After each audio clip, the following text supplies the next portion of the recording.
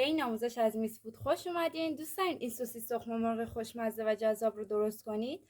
پس با من فاطمه سلطانی در چنل میس فود تا انتهای این ویدیو همراه باشید.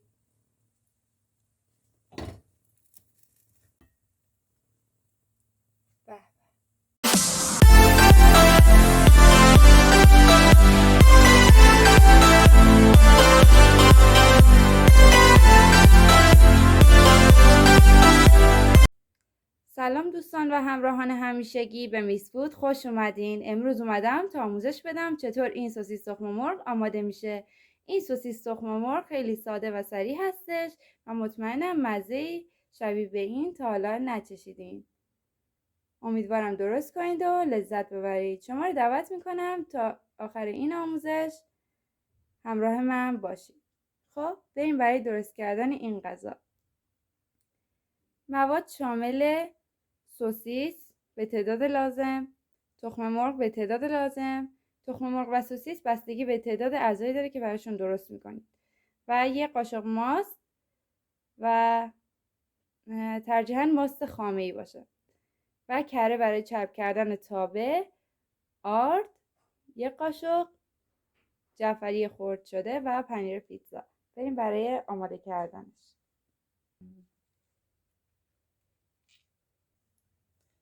خب پوست سوسیس هامون رو کندیم، اونها رو به یک اندازه و قطورتر از حالت معمول برش بدید.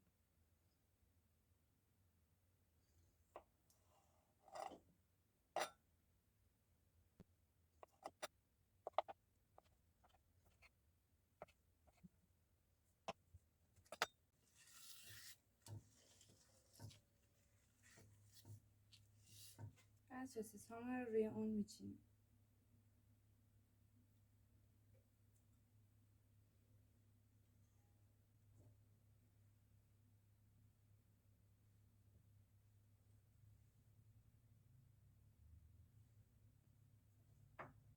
دوستان لایک، کامنت، شیر یادتون نره. برای اینکه آموزش های بیشتری از من ببینید چنل من یعنی چنل میس فود رو سابسکرایب کنید و در اکانت های فارسی مشترک شدن رو بزنید و زنگوله رو بزنید تا نوتیفیکیشن آن بشه و در اسرع وقت ویدیو رو ببینید.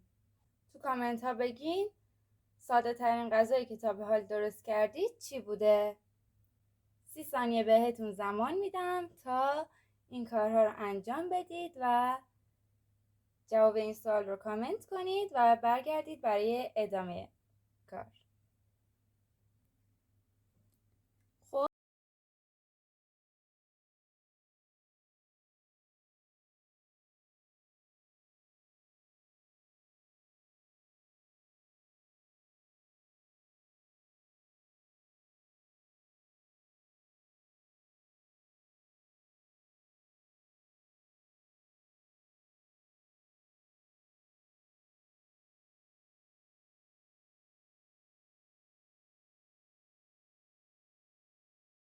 خب اگر همه این کار رو انجام دادین با هم ادامه میدیم.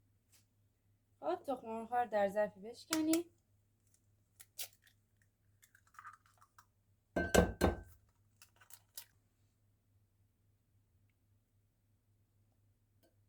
ماست خامه ایمون رو اضافه میکنیم.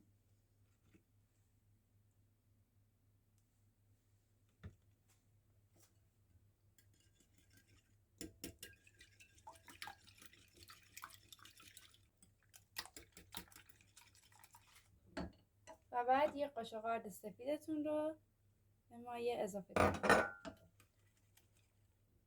هم زدیم و کمی جعفری خرد شده هم اضافه میکنیم.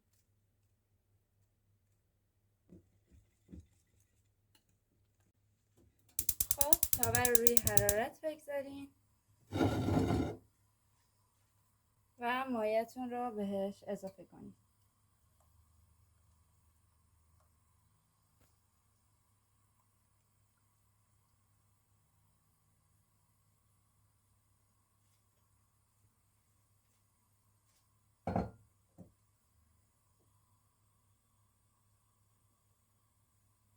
خب مایه‌تون رو که اضافه کردی درش رو بذارید تا خودش رو بگیره.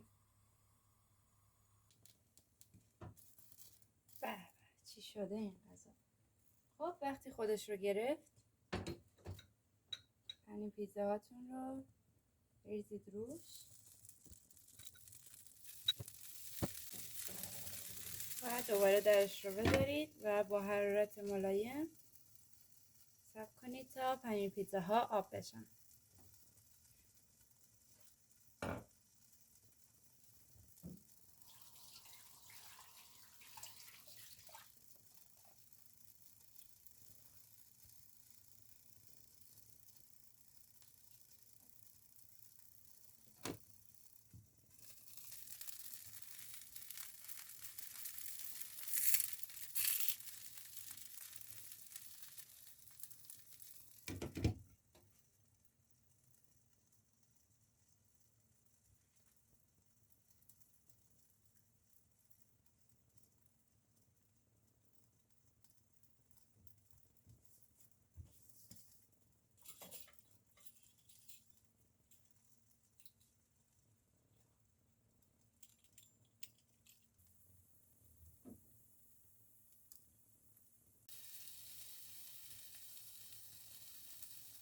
خب این هم نتیجه کار ما. وقتی پنیر پیتزاها آب شد میتونین اون رو در ظرف سرو قرار بدین. خب دوستان حمایتتون خیلی برام با ارزشه. پس اگه از این آموزش لذت بردید لایک، کامنت، شیر یادتون نره. کانال من رو سابسکرایب کنید و میس فود رو در اینستا فالو داشته باشید تا آموزش بعدی. خدا نگهدار.